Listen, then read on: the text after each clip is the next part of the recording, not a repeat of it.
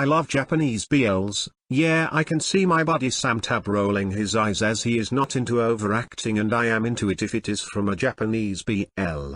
Japanese BLs give you the feels like they are straight out of manga comics.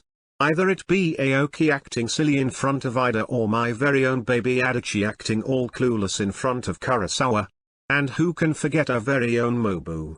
They have this way of presenting their male leads, even with acting silly with a lot of overacting, also looks cute, at least for me.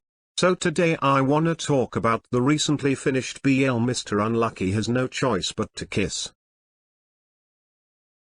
The basic synopsis is just pretend to real love a trope. Koto is a childish unlucky guy and Noaya is the luckiest guy in his college.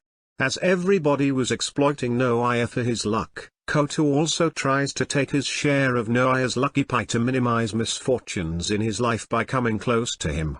However, things take different turn and Koto has to fake being boyfriend with Noaya so he can live his life normally.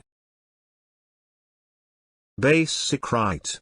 To be honest, with all these tropes too, this series feels fresh. The writing is really good, and even though it looks silly at first, there are some deep conversations and it tries to give message in the end too.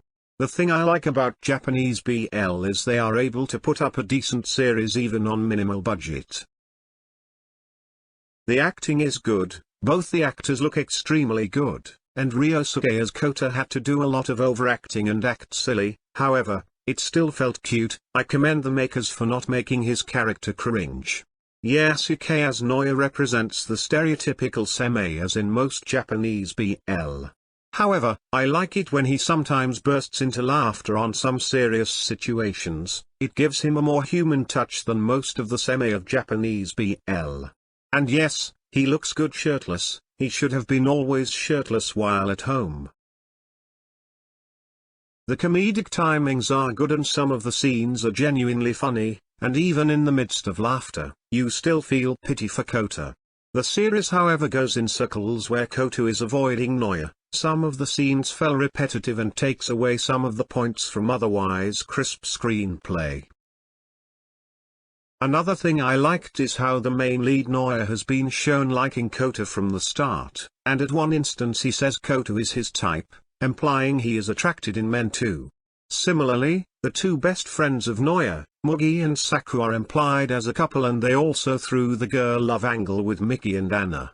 However, the good thing is, unlike Thai BLs, the other couples are insignificant and the main story still revolves around the central male leads. And I think maybe the psychology class also gives Koto some cues, this among the very few BLs where I saw an actual teacher teaching and students studying. But maybe I have had a bit higher expectations, or almost all Japanese BLs have become similar. I didn't enjoy it as I had expected. Don't get me wrong, it is all sweet and everything goes smoothly. Still, I think they could have made the series a bit better. And I have complaints about skinship this time. Japanese BLs are always on extreme, either borderline porn or a G-rated one. But as the leads were living together, they should have at least given us 1 to 2 more kisses or something more. It kinda felt like a bromance more than a BL. Having said that, I still recommend those who haven't watched to watch. I think it is even funnier when you binge watch it. I would have given it a 7.5, however, I am giving 8 for Yasuke's abs. What do you think about the series?